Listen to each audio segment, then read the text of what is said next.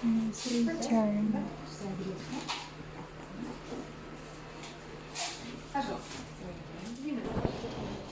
Пришли мы в чай. Ой, музей чая. Сколько здесь экспонатов. Разные чашечки.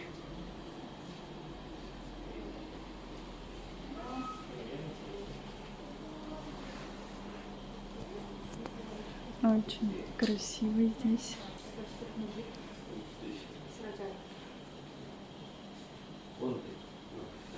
О, китайская чайная церемония.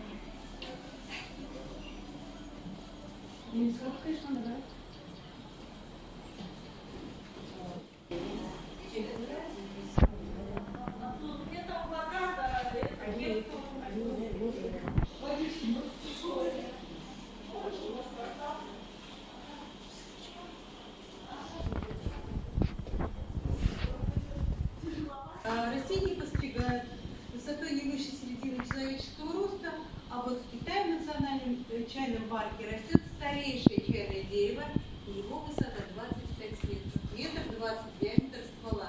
Такое же точно никто кустиком не назовет.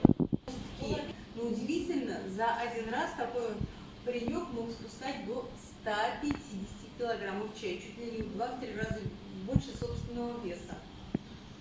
Дело в том, что за один световой день они могли сделать всего 1 или 2 маршрута, поэтому максимально нагружались для того, чтобы заработать. Сзади вы видите у них так называемая третья нога, деревянная палка с металлическим наконечником, которая помогала устоять при порывах ветра, не опрокинуться и помогала отдохнуть в пути, то есть передохнуть. Чай уже готовый. У нас представлена одна из 999 за номером 17 в 2 сундучках. 78 килограмм эталонного, красного, это в понимании китайцев красный, в нашем понимании черный, китайский чай. Вот. Ни одна упаковка нами не вскрыта. Как сказали нам дарители, хороший черный и красный чай, как хорошее вино, с возрастом не теряет своих качеств. Вот там вот сундучок стоит, вот на него можно положить. И присаживайтесь.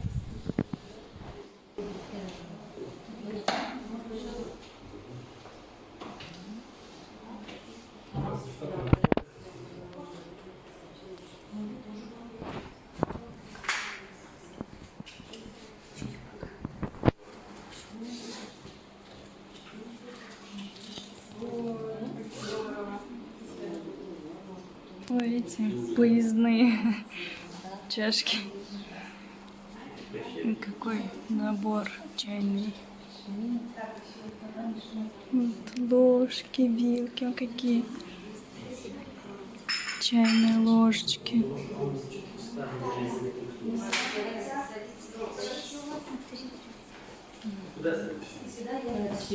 Смотри, этот королевы Елизаветы.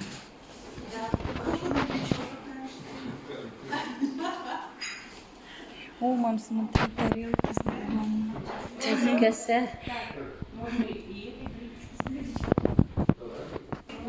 Отношение было уже совершенно иное, потому что все знали, что в этом чае перекупном обязательно есть какой-то процент фальсификата. Что могло быть фальсификатом? Например, ну самый такой, можно сказать,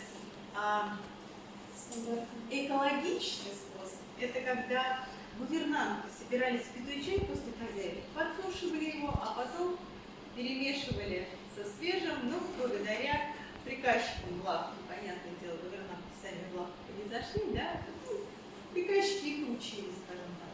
А были менее экологичные способы, когда, например, могли свинцовую стружку куда-то, изображения лики животных и людей. Только потому, к своему, скажем так, шоку обнаружила, что английские аристократы употребляют алкоголь за завтраком, обедом и ужином. Пожалуйста, чересчур. Ну, в защиту англичан могу сказать следующее. Во-первых, алкоголь был не слишком крепкий. Во-вторых, сырую воду пить было небезопасно. А в-третьих, промозгло мы потихонечку идем дальше. Готовы? Пойдемте.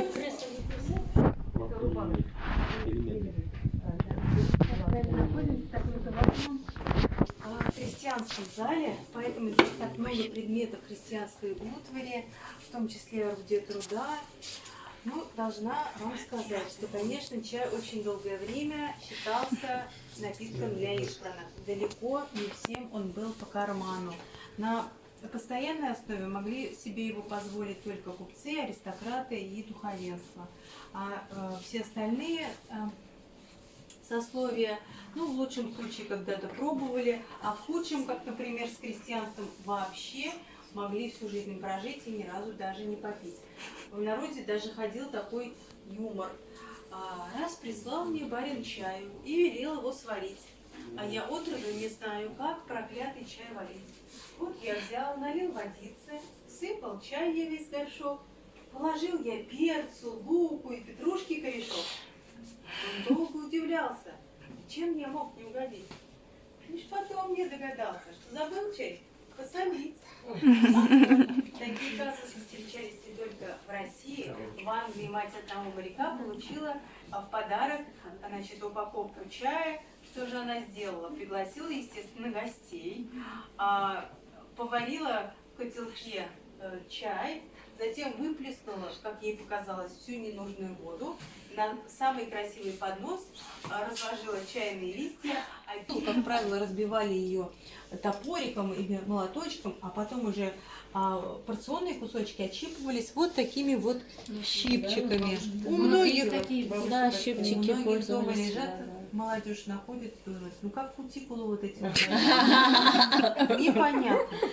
Вот.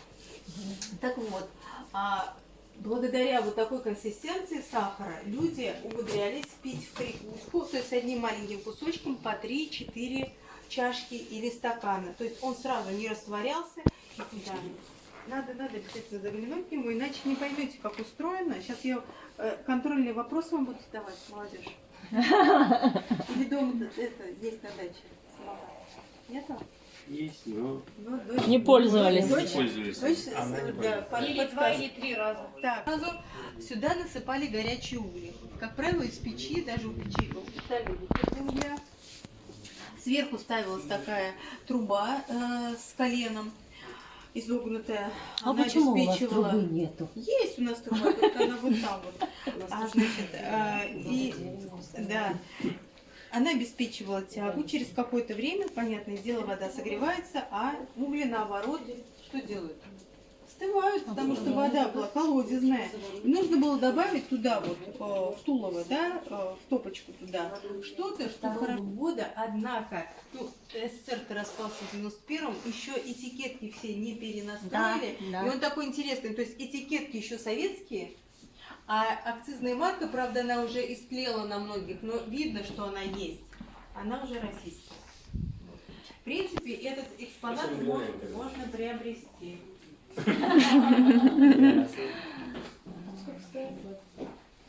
Стоит 2000. Но напиток там не сколько не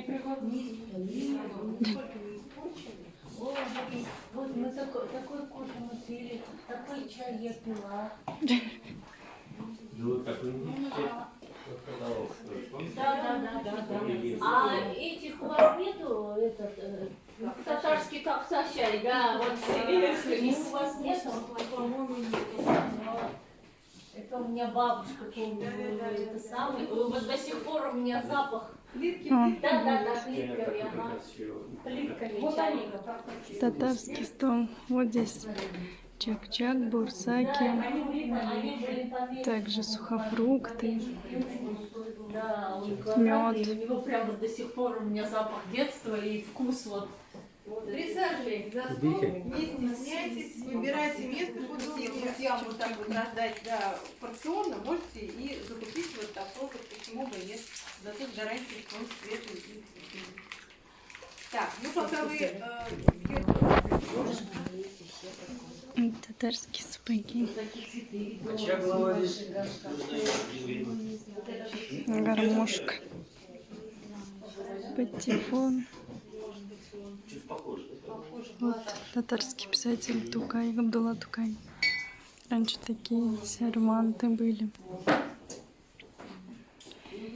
Гармошки. Татарские туфельки. Вот эти вот маленькие юбочки, вот эти самые маленькие, это, оказывается, были так называемые мухи. Это первый издал указ, по которому, ну, определенным там его, скажем так, служивым людям должны были во всех трактирах наливать первую бесплатно. Гостевую, скажем так. Ну, понятное дело, а рынки раньше были большие, даже не такие.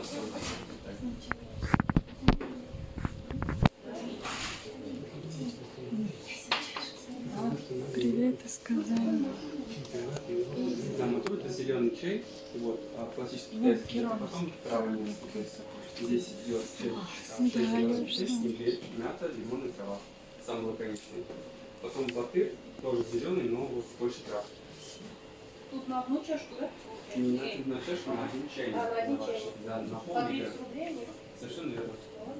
Добавляется пару раз, то есть повторно.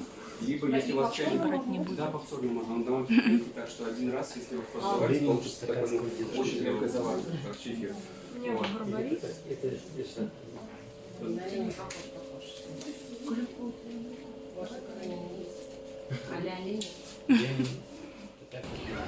И дальше мы вышли на Татарскую Слободу. А вот там, где был музей чая.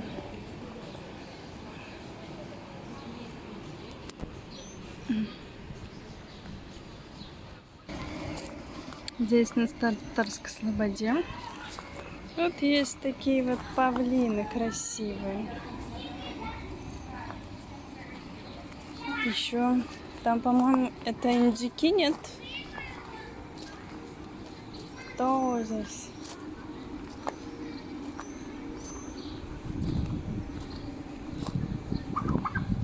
Ох, какой!